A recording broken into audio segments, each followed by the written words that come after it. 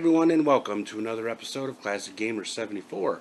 I'm your host, Anthony Gamer, and in today's episode we're going to be discussing the Olympic Games that I discussed in the previous episode. But I'm going to add a little bit more information that we weren't able to discuss because of time restraints. In the previous episode, I had discussed the Activision Decathlon, track and field, and then the various epics games like Winter Games, Summer Games, and California Games.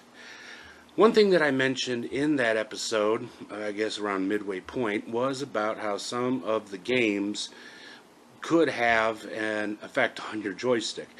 More specifically, the Activision Decathlon. One of the problems while playing the Activision Decathlon game is that you had to constantly do this motion on the game. Well, after so many events and you continuously doing this, unfortunately, a lot of people ended up breaking their joystick, especially if you played that game over a long period of time trying to get those patches. So, in other words, like especially at the last race, you're doing that 1,500-meter dash, and you're doing this over and over and over again. Eventually, ping, it's going to break. What I'd like to discuss today are some alternatives that will help you to not break your joystick and to be able to enjoy these games for as long as you like, without having to worry about replacing your joystick. One of the problems with Activision Decathlon, as I said, is over a long period of time, you're going to keep jostling the joystick back and forth like this. Now, you would keep this up on most of the races or most of the events until that exact moment, then you would lay off and hit the fire button, okay? Now, if you're playing this game over a long period of time, like I said, trying to get those patches, over a period of time, with you constantly doing this, you're going to eventually break the joystick.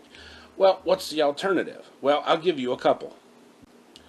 In 1984, when Atari released Track and Field, they knew that chances were good that somebody could actually break their joystick because of that Activision Decathlon. Now, you could keep buying more joysticks over time, and eventually, you're going to buy several joysticks just because you want those patches. Well, in an alternative to that, Atari created a special joystick or controller for that game. And this is it right here, the track and field controller. As you can see, you have 3 buttons on it.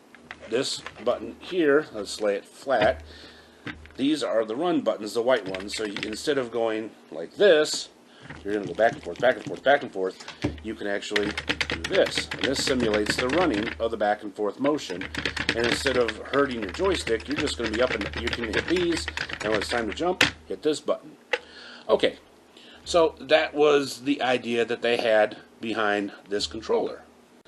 I'm not really sure if it's a problem of the sensors or what the deal is, but when I plugged this in and got ready to start the game, on the first event, the guy on the screen took off running. I'm like, I didn't even touch the button. What the heck happened?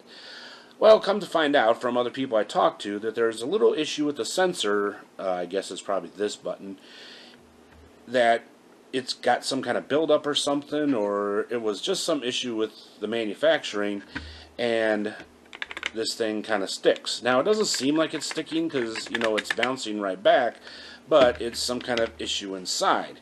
And with that in mind, it's going to be really hard to play track and field with this kind of controller if you can't start when you want to. Of course, this controller will work just fine if you play the Decathlon game. Like I said, instead of doing this, bang, oh, I broke it. You just can do this. Boom. See? It's not wearing on you as much, and this thing was made to be pushed. So, with that in mind, it's a pretty win-win situation. If you want to play the Decathlon game and back in the day and you were hoping to get that patch, well, it's a lot safer to play it on this. However, at the same time, you probably paid a nice amount of money for this and for the Decathlon the track and field game, and that's what you got it for, was to play track and field. So, what do? Well, I got the solution. So, what's the alternative? This is. So if you're a purist and you like to play your Atari 2600 games on your Atari 2600 rather than an emulator, and you don't want to break your joystick, because let's face it, those things aren't exactly as common as they used to be, your solution is this. Okay, let me explain how that is. Now you'll notice that the makeup of this is quite different than that of most joysticks, okay? Look here at your common joystick. You have your simple joystick and you have the button right here. So how are you going to play it? You can hold it down with one button, or you actually are going to hold it up like this and then hit the button here. Okay, that's how most of us play, unless you happen to be sitting it flat on a surface like this. Now the $1 million question here, or the $20 question is this worth it? And I can tell you honestly, unequivocally, yes, this is worth it. And I'll tell you why. It's much sturdier than your standard joystick. Let me explain why. Again, you have the strong base. Now look how this comes out. Okay, pretty cool, huh? Now, you're probably going to hold it like this if you're right-handed. Put it on a flat surface, hold the base, and then look how sturdy that is. So I'm playing the Decathlon game. Now, instead of having a button down here, which is kind of a pain, you got the button right here. So imagine that you're playing Decathlon, jump. All you got to do is hit that button. This thing is a lot sturdier than the common joystick, and alternately, it can be used for just about any game. I mean, yeah, it's pretty much made for the Tron games, I guess, but this one actually will work fine for just about any game. More specifically, it'll work good for all the Olympic games that I mentioned in the last episode.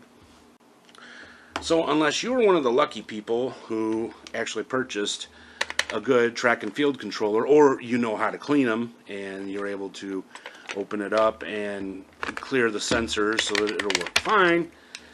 And actually, I also forgot to mention, these things are becoming quite collectible. I actually paid $40 for this one, and it was the cheapest I saw it. Other ones went up to $100. And alternately, the track and field game itself is quite valuable. Like I said, 20 bucks, which is the average price this thing goes for. And yet, you can use it not just for the Olympic games that I mentioned, but for any games. As again, some people prefer to have their fire button right up here. This hand can be used to secure the base, and you can use this, shoot. Pretty cool, huh? If you're a southpaw, reverse it. Move, shoot. So yes, this is a great investment, not just for the Olympic Games, but for any game. This one, yeah, unless you're a collector, I highly would not recommend purchasing it. You want the best joystick that was made, the most hardiest and strongest joystick, you got it right here. Well, that brings us to the end of this special episode of Classic Gamer 74. I really hope you all enjoyed it, and above all, I really hope this helps some of you that have had the issues with your controller while playing the Decathlon game or some other games in which you are constantly in motion. I really hope that you will go out and purchase the Tron controller so that you don't have to worry about purchasing multiple joysticks, because I'll tell you from personal experience, we had to replace our joysticks a couple times for just that reason. So again, I really hope you all enjoyed it and got something out of it.